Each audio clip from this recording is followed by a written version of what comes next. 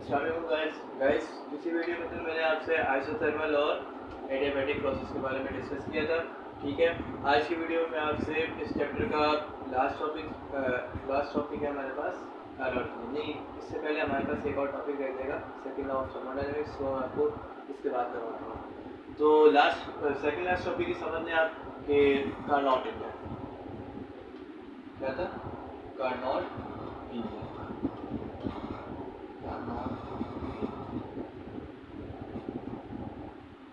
एकदम नई चीज़ है आप सब सेकेंड ईयर वाले बच्चों के लिए। तो कार्नोट इंजन क्या होता है आइए समझते हैं। 1824 में एक फ्रेंच साइंटिस्ट था सादी कार्नोट, उसका नाम था सादी कार्नोट। उसने एक हीट इंजन प्रपोज किया था, मींस हीट इंजन उसने प्रपोज किया जो बिल्कुल क्लोज था एक आइडियल हीट इंजन के, और इसके अलावा उसके पास सबसे ज़्यादा मैक्सिमम एफिशिएंसी थी बनिस्बत बाकी हीट इंजन से। मींस के एक उसने हीट इंजन पेश किया, मींस प्रपोज किया, तो वो जो हीट इंजन था वो बहुत क्लोज था आइडियल हीट इंजन के, लेकिन और इसकी बात ये खासियत थी कि जो इंजन था वो बाकी इंजन से बहुत ही मुख्तलिफ था और उसकी एफिशिएंसी बाकी इंजन से बहुत ज़्यादा थी। ठीक है, लेकिन उसकी एफिशिएंसी 100% नहीं थी। ठीक है, हीट इंजन जो डिज़ाइन किया था वो कार्नोट ने, सादी कार्नोट ने जो हीट इंजन डिज़ाइन किया था वो सब चीज़ों से फ्री था, हीट लॉसेस थे। क्यों? क्योंकि वो फ्रिक्शन से, due to friction and conduction. तो ये था एक कार्नोट इंजन की जो सिंपल सी बात। ये मैं आपको दोबारा बताता हूँ कि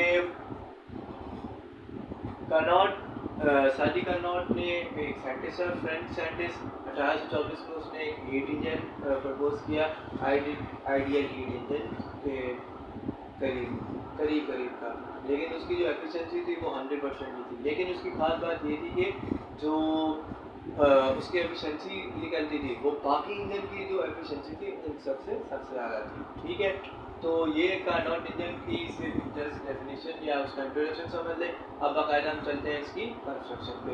जब हम कंस्ट्रक्शन पे चलेंगे तो कंस्ट्रक्शन पे हमारे पास क्या आता है कि कार्नोट इंजन हमारे पास मुश्तमिल होता है एक सिलेंडर और पिस्टन के।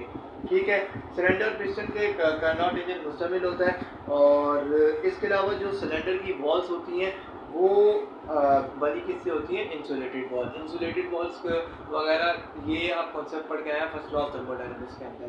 ठीक है, तो लेकिन जो उसका कार्नोट इंजन की बेस होती है वो किस है? वो कंडक्टिंग बेस रहती है। कंडक्टिंग बेस का कॉन्सेप्ट भी आप मींस ये कॉन्सेप्ट आपने अप्लाई किए पिछले प्रोसेसेस में फर्स्ट लॉ ऑफ थर्मोडायनामिक्स की एप्लीकेशन में।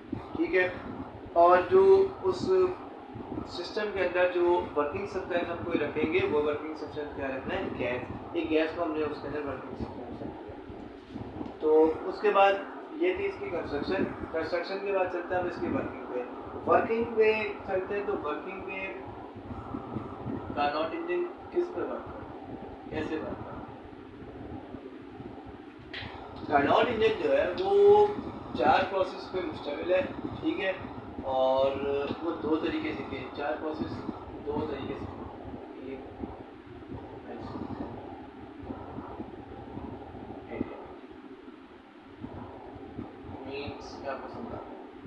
कार्नोट इंजन जो है वो वर्क करता है कार्नोट साइकिल पे, और कार्नोट साइकिल जो है वो 4 प्रोसेस से मुश्तमिल है जिनका नाम है आइसोथर्मल और एडियाबैटिक। किस तरह? एक है आइसोथर्मल एक्सपेंशन, फिर है कंप्रेशन,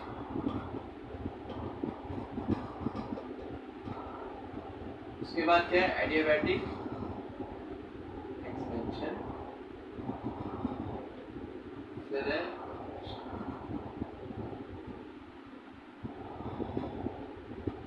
ठीक है, ये हमारे पास कार्नोट इंजन के कार्नोट साइकिल के प्रोसेस है। ठीक है, तो ये 4 प्रोसेस हम कार्नोट साइकिल में उपयोग होते हैं। तो सबसे पहला प्रोसेस हम पढ़ेंगे इसमें आइसोथर्मल एक्सपेंशन का। आइसोथर्मल एक्सपेंशन क्या होता है देखते हैं भाई। आइसोथर्मल एक्सपेंशन ऐसा प्रोसेस है कि उसमें जो प्रेशर अप्लाई हो रहा होता है, जैसे एक सिलेंडर डायग्राम बना ली, एक सिलेंडर डायग्राम है, अगर आप उसको देखें तो उसमें दिखाता हूँ आपको कि उस सिलेंडर डायग्राम में जो प्रेशर है वो प्रेशर हमारे पास क्या हो रहा होगा, डिक्रीज डाउन। इसके अंदर हमारे पास जो प्रेशर होगा वो डिक्रीज डाउन होगा। प्रेशर की डिक्रीज डाउन होने की सूरत में जो इसमें वॉल्यूम होगा वो वॉल्यूम एक्सपेंड होकर जो इनिशियल वॉल्यूम हमारे पास क्या होगा V1 और वो एक्सपेंड होकर क्या बन जाएगा V2। ठीक है, उसके बाद क्या होगा कि इस प्रोसेस में हमें गैस कूल डाउन हो जाएगी और जो कुछ हीट मींस कुछ amount of heat means Q1 होगा वो सिस्टम के अंदर हो जाएगा। तो वो जब सिस्टम के अंदर इंटर होगा तो उससे हमारे पास जो टेम्परेचर है वो मेंटेन रह जाएगा, मींस कांस्टेंट रह जाएगा। और इससे हमारे पास जो इनिशियल पैरामीटर से जो फाइनल पैरामीटर बनेंगे वो हमारे पास क्या बन जाएंगे, P1 जो होगा वो P2 में चेंज हो जाएगा, V1 जो होगा वो V2 में चेंज हो जाएगा और जो T1 होगा फाइनल और इनिशियल वो सेम रहेगा। तो हम बात कर रहे थे आइसोथर्मल एक्सपेंशन की। आइसोथर्मल एक्सपेंशन हमारे पास सबसे पहला प्रोसेस है और आइसोथर्मल एक्सपेंशन के अंदर हमने क्या क्या सीखा, हमने ये सीखा कि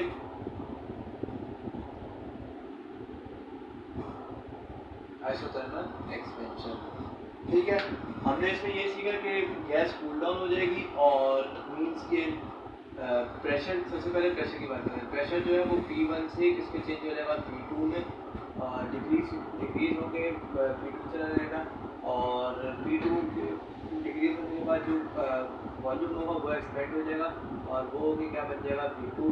और हमारे पास उसके बाद इस सिस्टम के अंदर कुछ हीट ऐड होगी, हीट के ऐड होने की सूरत में जो इसका टेम्परेचर रहेगा वो फाइनल T1 फाइनल जो होगा वो किसके बराबर आ जाएगा, T1 इनिशियल। मीन्स दोनों अपनी जगह से बदले हैं, मीन्स ये प्रेशर भी बदला है, वॉल्यूम भी बदला है। अब टेम्परेचर जो होगा वो हमारे पास इनिशियल जो T1 जाएगा और फाइनल भी T1 जाएगा। ये था हमारे पास आइसोथर्मल एक्सपेंशन की बात। अब हम चलते हैं एडियाबैटिक एक्सपेंशन। तो एडियाबैटिक एक्सपेंशन की अब हम बात करते हैं, ठीक है। फिर बोल रहा हूँ कुछ यहाँ आप लोग को समझ आए तो मुझसे कमेंट करके पूछिएगा, मैं इंशाल्लाह आपको ज़रूर रिप्लाई करूँगा इसका। प्रोसेस नंबर 2 जिसको हम कहते हैं एडियाबैटिक एक्सपेंशन, एडियाबैटिक एक्सपेंशन, ठीक है। एडियाबैटिक एक्सपेंशन की बात करते हैं। एडियाबैटिक एक्सपेंशन में अब हम क्या पढ़ेंगे, ये एडियाबैटिक एक्सपेंशन में हमारे पास क्या होगा, एडियाबैटिक एक्सपेंशन के प्रोसेस में जब हम इस प्रोसेस में क्या पढ़ेंगे, जो हमारे पास अप्लाइड प्रेशर जो अप्लाइड हो रहा था, इस प्रोसेस में प्रेशर अप्लाई जो हो रहा था वो फर्दर डिक्रीज हो जाएगा। मीन्स पहले डिक्रीज हो गया, P1 से P2 बना, अब वो P2 से P3 बन जाएगा। जब वो P2 से P3 बनेगा उसके सूरत में जो आइडियल गैस होगी वो और एक्सपेंड हो जाएगी।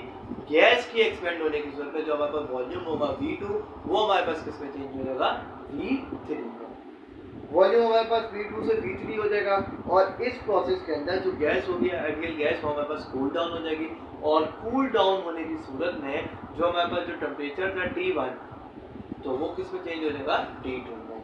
तो अब हम चलते हैं इसके बारे में, हमने इस प्रोसेस में हमने क्या क्या पढ़ा। इस प्रोसेस में हमने ये पढ़ा कि जो प्रेशर होगा वो डिक्रीज डाउन हो गया, कितना बन जाएगा P3, वॉल्यूम होगा वो डिक्रीज डाउन हो गया, कितना बन जाएगा V2 से V3, टेम्परेचर कितना बन जाएगा T1 से T2, ठीक है। तो ये थी हमारे पास एडियाबैटिक एक्सपेंशन की बात। अब एडियाबैटिक एक्सपेंशन के बाद हम चलते हैं अब कंप्रेशन। पहले हम एक्सपेंशन की बात कर रहे थे, अब हम चलेंगे कंप्रेशन के ऊपर। तो सबसे पहले हम पढ़ेंगे, जाहिर सी बात है, isothermal compression. Isothermal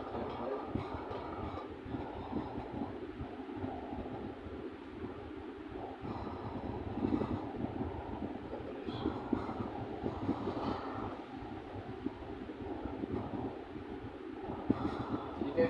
isothermal compression की अब हम बात करते हैं।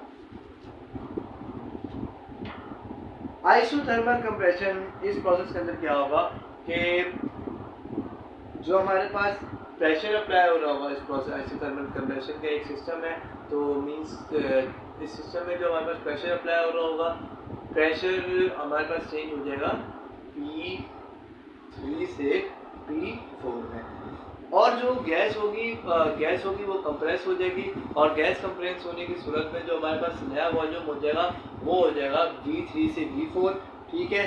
और इस आइसोथर्मल कंप्रेशन के अंदर जो आइडियल गैस होगी वो हीट होगी और एक हाई टेम्परेचर के ऊपर, और कुछ हीट मींस Q2 रिजेक्ट हो जाएगी सिस्टम से, क्योंकि रिजेक्ट इसलिए होगी क्योंकि जो उस आइसोथर्मल के अंदर जो हमारे पास टेम्परेचर होता है वो कांस्टेंट रहता है। उस टेम्परेचर को कांस्टेंट रखने के लिए तो जो हीट होगी सिस्टम की वो कुछ रिजेक्ट हो जाएगी, मींस रिजेक्ट आउट हो जाएगी, और जो हमारे पास जो टेम्परेचर है वो हमारे पास कांस्टेंट रह जाएगा T2 था T2 ही रहेगा, ठीक है।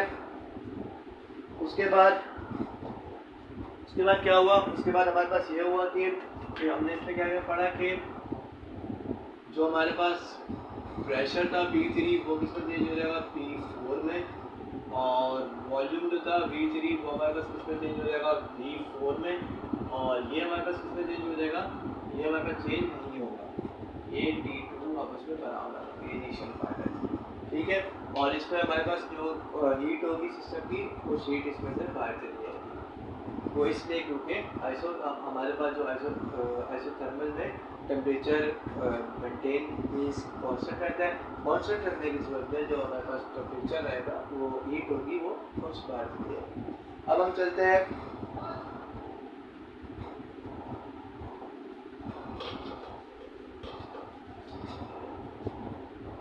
एडियाबैटिक के ऊपर।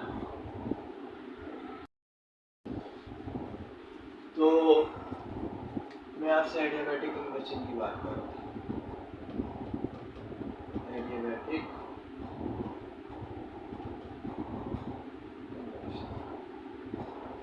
एडियाबैटिक कंप्रेशन में हमारे पास क्या है कि जो हमारे पास प्रेशर होगा वो हमारे पास फर्दर इंक्रीज हो जाएगा इस प्रोसेस के अंदर।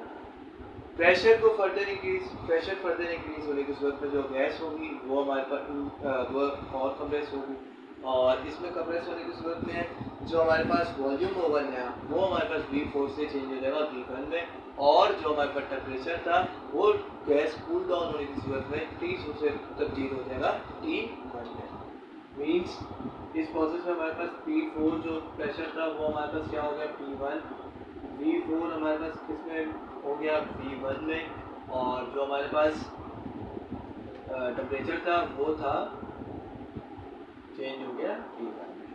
और एक बात इस कार्नोट साइकिल की याद रखने वाली, ये रिवर्सिबल प्रोसेस है, Carnot cycle is a reversible process, ठीक है। तो ये था हमारे पास कार्नोट साइकिल की कुछ बातें।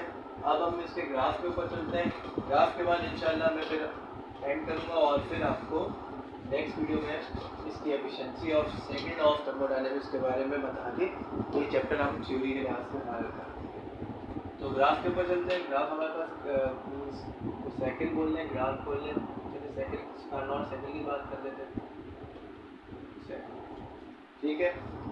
इसका ये जो हमारे पास इसमें ग्राफ है कार्नोट साइकिल का, जो हमारे पास ग्राफ है वो किस तरह का है मैं आपको बता दूँ।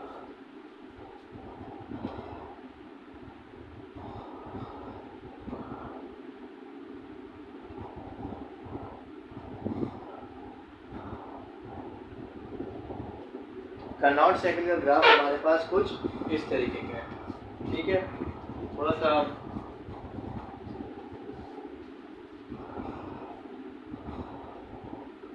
ये हमारे पास कुछ बनेगा,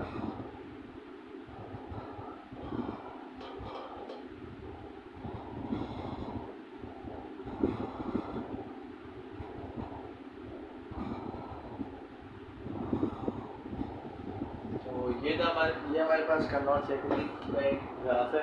थोड़ा बहुत दूर इस पे लाइन का मसला, तो ये अब हम देखते हैं।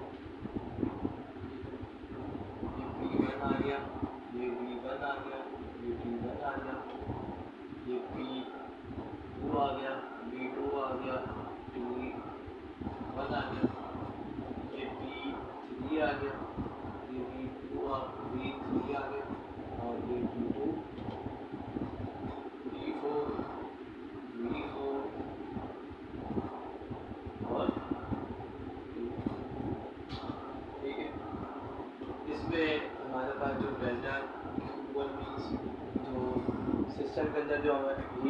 ऐड हो रही थी, तो डेल्टा Q1 का नाम दे दिया, और जो सिस्टम से ही रिजेक्ट हो रही थी इसको डेल्टा Q2, और ये प्रोसेस एकदम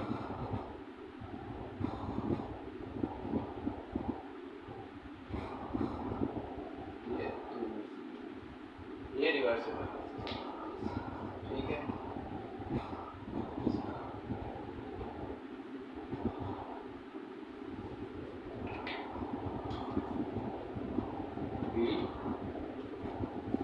तो ये हमारे पास कार्नोट साइकिल मीन्स, आप इसको ग्राफ कह लें, कार्नोट साइकिल का नाम दे, वैसे कार्नोट साइकिल है हमारे पास। इसमें हमारे पास क्या हुआ कि एक जैसे साइकिल है, इसमें प्रेशर, पहले हमने एडियाबैटिक आइसोथर्मल एक्सपेंशन की बात की। आइसोथर्मल एक्सपेंशन में हमारे पास इनिशियल पैरामीटर ये मीन्स पैरामीटर्स हमारे पास ये थे जो चेंज होकर बन गए P2 और P मीन्स एडियाबैटिक में चले गए। एडियाबैटिक से एडियाबैटिक एक्सपेंशन से वो चले गए आइसोथर्मल कंप्रेशन, आइसोथर्मल कंप्रेशन से इसमें चले गए एडियाबैटिक कंप्रेशन से वापस इसमें चले गए आइसोथर्मल एक्सपेंशन, ठीक है। और जिसमें हमारे पास देखें जैसे Q1 जो डेल्टा Q1 भी हीट थी हमारे पास ऐड हो रही थी, तो हमने उसको Q1 का नाम दे दिया, और यहाँ पे रिजेक्ट हो रही थी हमने उसको डेल्टा Q का नाम दे दिया। तो ये था हमारे पास कुछ discussion Carnot cycle, Carnot engine का इंट्रोडक्शन, कंस्ट्रक्शन वगैरह आपको बता दी मैंने। अब इंशाल्लाह नेक्स्ट वीडियो के अंदर मैं आपको इसमें एफिशिएंसी और सेकेंड लॉ ऑफ थर्मोडायनेमिक्स का टॉपिक करके हम ये चैप्टर क्लोज कर देंगे थ्योरी के रहने से। तो फिर हम इसके न्यूमेरिकल्स पे चल लेंगे। आई होप मैंने शायद कुछ न्यूमेरिकल करवाए थे आपको, तीन चार न्यूमेरिकल मैंने मुझे करवाए, वो भी करवाऊँगा। उसके अलावा 10 है कि न्यूमेरिकल होंगे, वो भी इंशाल्लाह आपसे डिस्कस करूँगा। तो उम्मीद है यहाँ तक आपको बात समझ में आ गई होगी। अगर कोई कंफ्यूजन हो तो मुझसे कमेंट करके पूछिए करें, मैं आपको उसका जवाब दे दूँगा। तो आज की बात मेरी आपसे यहीं तक थी। इंशाल्लाह नेक्स्ट वीडियो में मुलाकात होती है। अल्लाह हाफ़िज़।